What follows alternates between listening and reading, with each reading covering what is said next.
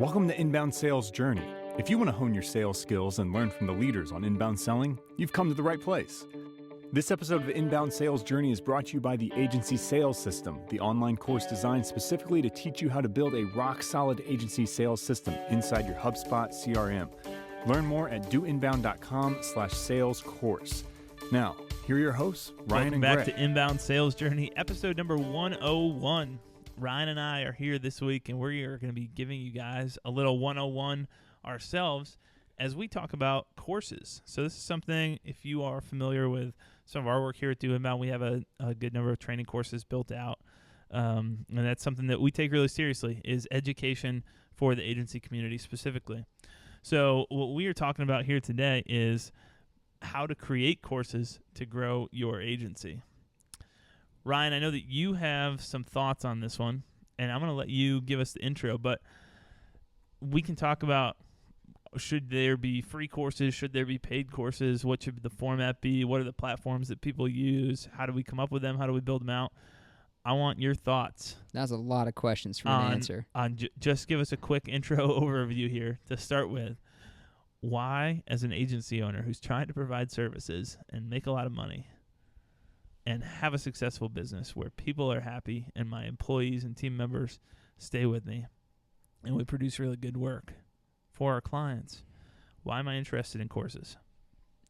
So courses are, in my opinion, one of the best premium content offers you can give someone. So, well, let me back up, I guess. There's two options of courses, free and paid. So we have a lot of paid courses and we have a couple free courses with Do Inbound, and that's been really helpful for us. The free courses have been helpful as a lead gen item and helping agencies understand what does it actually like to go through a course with Do Inbound.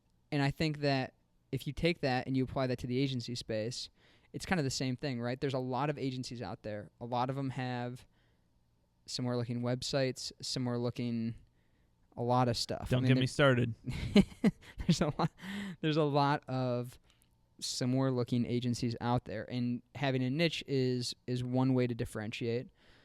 But one thing that I think is really powerful is having some type of premium course that your prospects can go through that is the first step towards what they actually need help with. So for instance, they don't really produce any content. Your prospect doesn't really produce any content. They know that they want to do some marketing, but they're not really sure how to get started.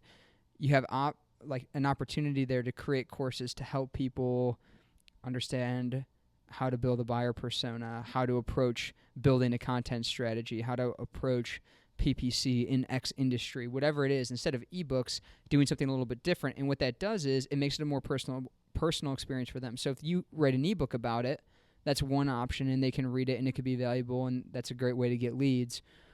Or you can create a video course for them to go through that allows them to almost interact with you without you having to take the time to teach them something for free at that moment, and is the key at the end of the courses is, this is what we've gone over, this is really what you need, and let's either have a conversation about how to get there, or here's another paid course now that you can go to that's going to get you what you need from there. I've got a couple of follow-up questions. I'm going to put you right on the spot here. Do it. Any agencies you can think of who are doing this well now? Have you seen examples of people who are using courses in this way? Specifically in the agency space. Not really, which is why I wanted to talk about this. Well, I mean, that's what I wanted to bring out for people is I think this is something that's worked really well for us at Do Inbound. The idea is that this would work well in the agency space and be a big differentiator because nobody that we can think of is doing this really well. Yeah. I mean, there are a couple agencies I can think of who have courses, but there's nothing that's like heavily promoted or at least that my initial impression is like super high quality. So I think there's a great opportunity here. We want to share it and hopefully see some agencies move in this direction. But I didn't know if you had people in mind who you were already thinking of. No, I can't point to any like great examples, which I think is like kind of the beauty of it is I don't think that the reason there aren't good examples is because it's not a valid idea. I think well, give me your thoughts on this because you might disagree. If we were bringing GuavaBox back to like full strength right now, creating both free and paid courses on the short-term list of things to do to generate income? Well, I think it depends on the audience that you're targeting. And here's the thought process behind this. You are, in most cases, as an agency, especially inbound marketing, website designs, paid advertising, PR, whatever it is, you're getting hired to do a job because you have a skill set, one, but the people who are hiring you don't have time to do it. So one of my hesitations with courses is that's a big has the potential to be a big time commitment. You know, you can't really call it a course if it takes you 20. Can you call it a course if it takes you 20 minutes to go through it? Like, probably not. That's not what people think of with courses. I'm not saying that every course needs to be 20 or 30 hours long, but I mean, you probably got a couple hours into a course, even if it's a free course potentially. At least an hour worth of content, maybe. I don't know what amount of content you need to have in order to justify calling it a course. But if people are trying to hire you to do work for them, and your course is a lead-in to them hiring you, and they have to spend more time to do that, that would be the rationale of why it would not be a good fit for certain people. There are definitely a lot of reasons why it could be a good fit, though. They need education before they know exactly what order they should be moving in and why they should work with you. Like, there are definite ways that you can add value through a course and that people are willing to spend the time to go through and learn or have somebody at their company do it. So the short answer to your question, hey, if we're trying to ramp GuavaBox back up today, our courses on that short list, they're probably on the experiment list. Like, let's roll out a minimum viable course, the MVC Classic, and let's see how this works. Like, let's run some tests here, see which type of people sign up. Because in my mind, certainly there's a lot of like I'm totally happy at this point, no longer running a DIY business where I'm doing everything myself.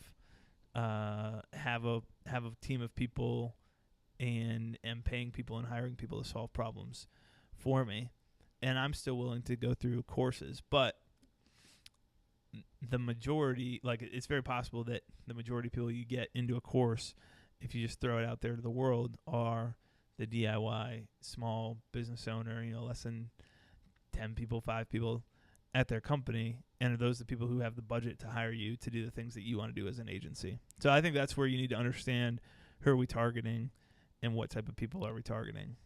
And I think there's a great opportunity there, too, to do a paid course. So you might not be able to work at all with the people with the low budgets that are DIY, and those people might have more time to actually do something because they don't have the ability to hire an agency anyways.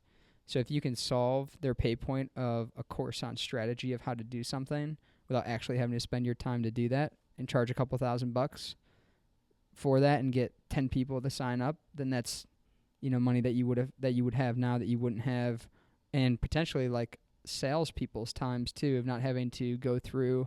They have a nice, quick, easy option to point those people to if the budget isn't there. I'm going to fight back on that point, though. Oh, boy. Because you know what this turns into. I don't think that can be the main justification for a course is like, well, I guess it depends on how much work goes into this, but, this is our way of, I'd say probably at most agencies, I don't know that should be a focus for, this is how we monetize the people who can't buy anything else from us. Because it's going to take time to put it together. If you have a course, there are going to be questions about a course. And if you want bad course reviews, the easiest way is to not get back to those answers from people. So you're going to have a little bit of support time on any educational product that you have. And you can set expectations, or like, hey, listen, like, we'll jump on a 30-minute call when you're done with this course. Or, you get a couple emails back and forth, and there's an option for paid support. There's a lot of ways that you can differentiate this and lay it out. But if your primary objective for putting together that course is then to attract the people who don't have the money to pay you, those are the same people, as who are going to have the most questions about buying that course, and they're going to go back and forth for weeks before they actually make a decision on whether they can afford to spend $2,000 to buy a course or not. So I think you need to decide, if this paid course also helps monetize that aspect of my audience, but also adds value to some of the clients who I actually want to attract and bring in, then I think that's probably worth it and worth the shot.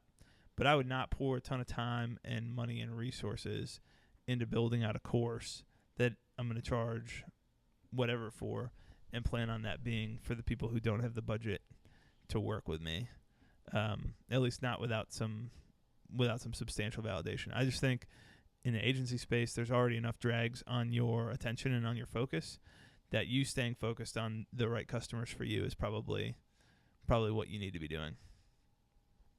Yeah, I think it depends on what stage your agency's at as well. Because I think that if you create a course that's a little bit lower cost for people who are the DIY persona that can't afford to actually hire you, the amount of time that you take answering some questions is far less than the amount of time that you would take actually, like, I still think it could be worth it. Like, it depends on, I guess, what you value your time at. And I also think that there's a good chance it's not every single person that goes in there is going to bombard you with crazy questions. And I think it also comes down to what are the expectations with the course that they're getting, and how well is the course put together. Like, frankly, we've gotten feedback on courses, which has been great because we've been able to add lessons and modules in there. And if you sold one of them and it's been like 3 months and you can't sell another one, then it's probably like, okay, take the loss, answer the questions, and don't spend time building more stuff out. But for us, like, Let's Game Plan course, like, we've had a ton of agencies go through that, and where it started from and where it is now is like very different.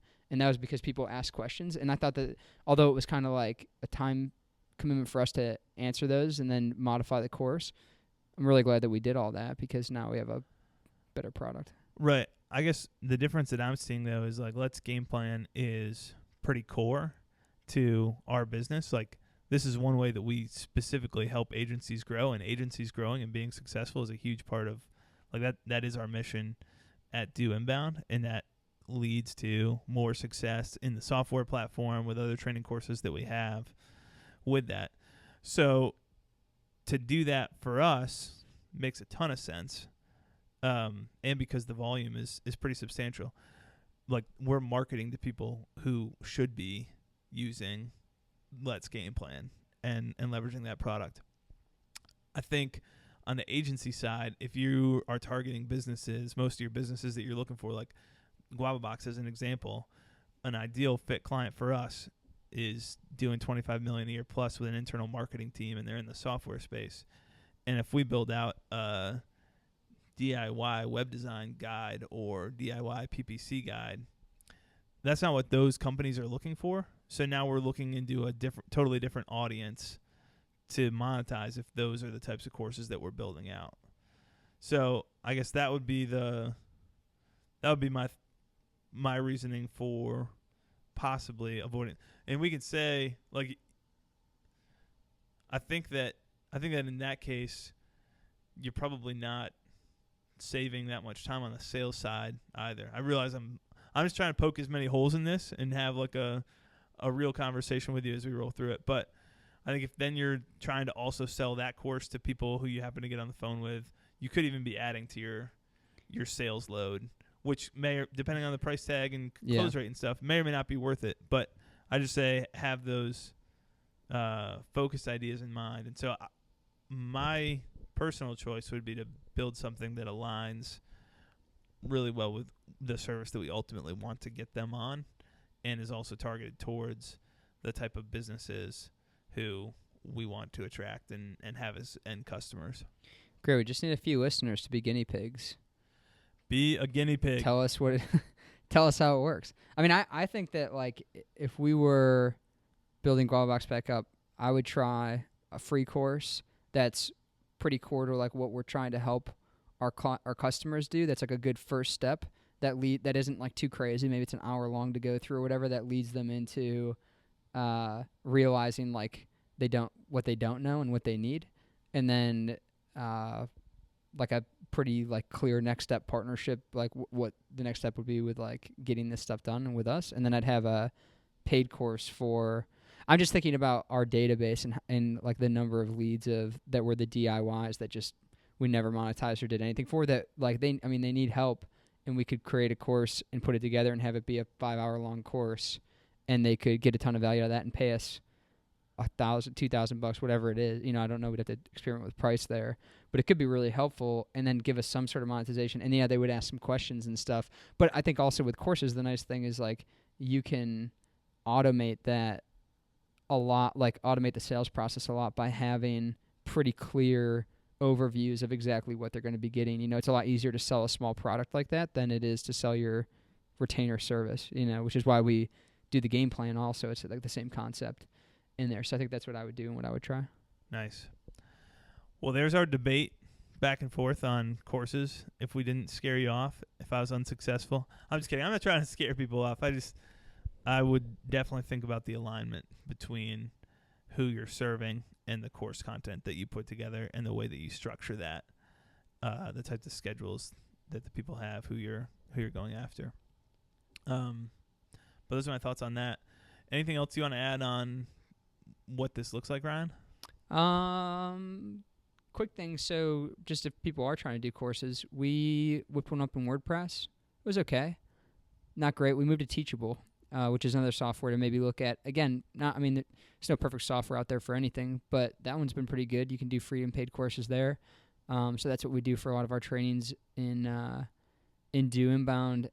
But there's a lot of, learning management systems out there to check out. But those are the two that we've tried and used and worked fairly well for us. Yep, for sure.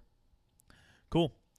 Well, I'm sure that sounds like the subject for a whole nother episode at some point in time here, diving into what actually how to build out the actual course itself and all that stuff. So we'll go ahead and wrap this one up for this week. If you guys have thoughts or have tried this, please let us know. We need these examples. We need these guinea pigs. And as we continue to learn more, we'll share that with you guys. So we'll be back next week as we kick off the very first episode of season number. Are we on to season number 9, Ryan? I was going to try to say it in Spanish. What's 9? Ocho nueve. There we go. There you go. All right. Well, we will talk to you next week as we kick off season number 9 of Inbound Sales Journey. Until then, keep selling. Thank you for listening to Inbound Sales Journey. You can find the show's notes for today's episode at doinbound.com/salesjourney. That's doinbound, all one word, .com/salesjourney. Today's show is sponsored by Do Inbound, the world's first project and process management platform built specifically for inbound marketing agencies. Learn more at doinbound.com. If you enjoyed this episode, why don't you head over to iTunes and subscribe? Make sure you leave us a review of the show. Until next time, remember, life is a journey. Keep moving forward.